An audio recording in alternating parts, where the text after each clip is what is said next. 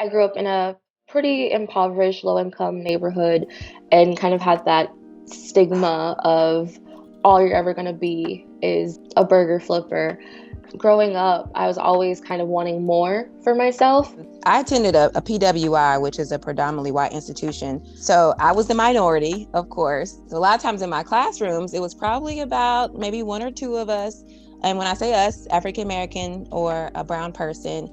And I did feel that, when questions would come up, sometimes I had to be the one to answer for everyone. And it was uncomfortable.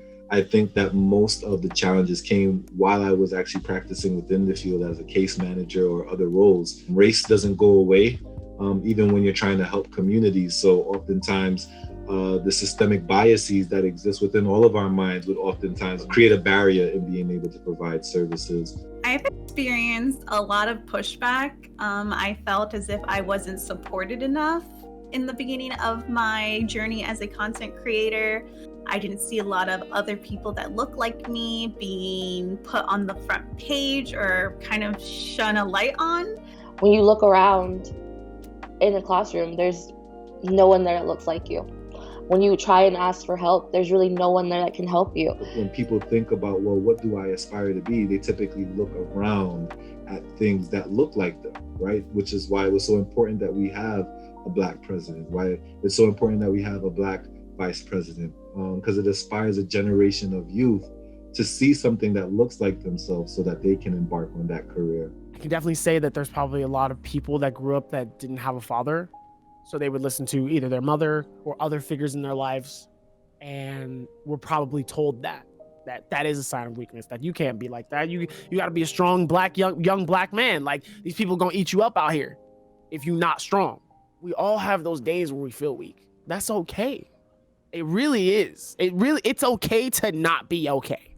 It's that stigma that mental health is a weakness. It's something that I carry still to this day. I still don't want to talk about my mental health.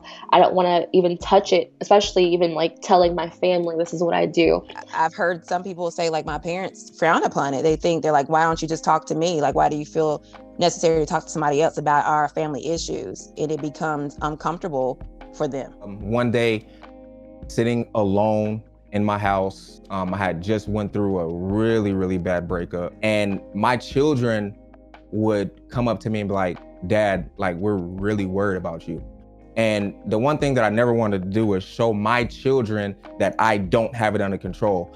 When they saw that it was not under control, that's when I'm like, I really have to do something about this. You can get the help, and it's not weak if you go and seek help, because at the end of the day, you want to get better. I actually started fostering my own community, and we actually had to deal with a loss in our community, and I didn't know what to do, and I actually had to go and ask somebody for help and help me with the grieving process. And I also suggested it to my community to go and seek help for them to, grieve.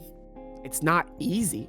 It's not easy to just kind of sit there and just go, I'm gonna go get help. But when you are in those really, really deep moods in your brain, when you're in those dark places, I've been in those dark places. Those dark places are not fun. Those dark places are actually terrifying. I've dealt with an undiagnosed mental illness for so long. Life doesn't have to be so hard. You don't have to feel like you're suffering every day like I have felt before. We deserve some relief. We deserve some understanding, and we can get that. It's not a sign of weakness to say that you need help. It's not.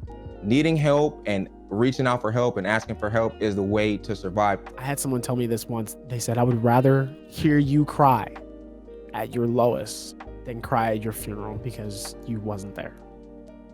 And that was like a whoa kind of feeling right there. Most people want to be able to have that conversation with you when you're alive. Give them that chance to have that conversation with you.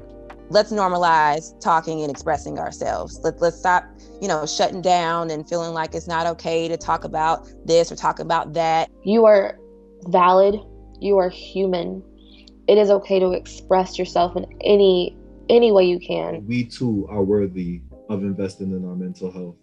We alone should not be labeled as the ones that are too strong or too anything to involve ourselves in the process. Don't allow the systemic pressures or life to tell you that you should be doing anything, right? what you should be doing is investing in your wellness. So much wonderful things will open up as you embark on that journey of self reflection.